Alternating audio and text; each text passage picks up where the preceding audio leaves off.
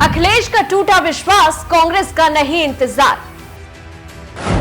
अखिलेश चलेंगे ऐसी चाल, अपनी नैया खुद ही करेंगे पार।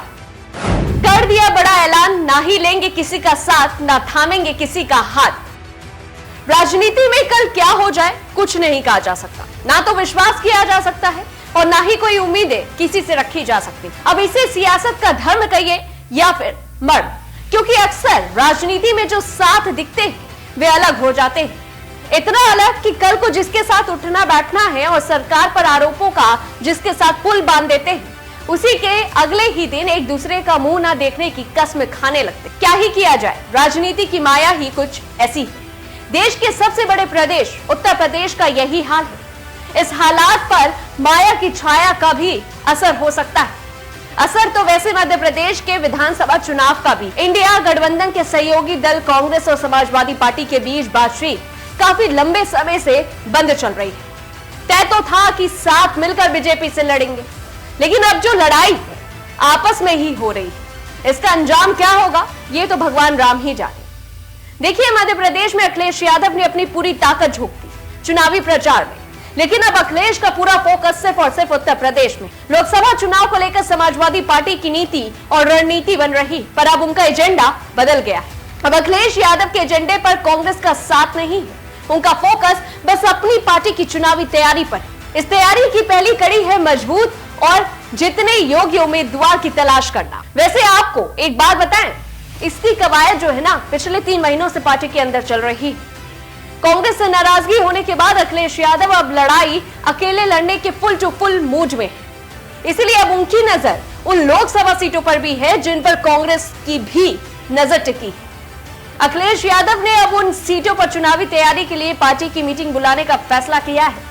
उनके एक करीबी नेता ने बताया कि दिसंबर के पहले हफ्ते से इस तरह की बैठक शुरू हो जाएंगी जिनमें चर्चा होगी कि टिकट किसे दिया जाए। सूत्रों से तो यह तक भी पता चल रहा है कि समाजवादी पार्टी एक सर्वे भी करा रही है और इस सर्वे से चुनावी मुद्दे के साथ साथ बेहतर उम्मीदवार के बारे में भी पता किया जा रहा है। अखिलेश यादव ने 2 महीने पहले चुनावी तैयारियों को लेकर बैठकें शुरू कर दी है, लेकिन लखनऊ के पार्टी ऑफिस में हर दिन 1 या 2 सीटों पर मंथन हुआ। अखिलेश यादव ने उन लोकसभा क्षेत्र के नेताओं को नहीं बुलाया जहां से कांग्रेस के चुनाव लड़ने की संभावना है।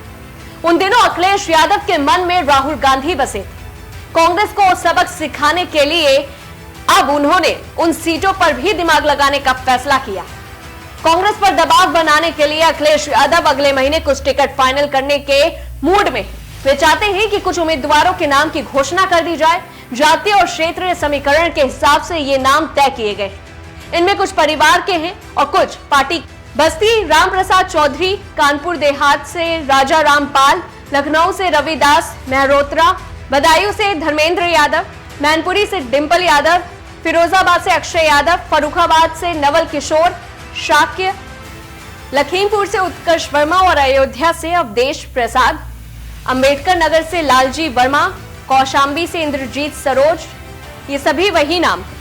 अखिलेश यादव ने लोकसभा की कुछ सीटें रिजर्व कैटेगरी में रखा है, जहां अभी वे वेट एंड वॉच फॉर्मूला पर चल रहे हैं। इन सीटों को लेकर उनकी नजर जो है बीजेपी पर। अगर बीजेपी ने उन सीटों पर अपने सांसदों को टिकट काटे तो वे झट से उन्हें अपना उम्मीदवार बना सकते हैं। तो जिस तरह का अखिलेश यादव ने अपना दांव चला है कांग्रेस को लेकर, इस खबर को लेकर के आपको क्या लगता है हमें कमेंट बॉक्स में जरूर बताएं और ऐसी तमाम बड़ी खबरों से जुड़े रहने के लिए देखते रहिए न्यूज़ 1 इंडिया।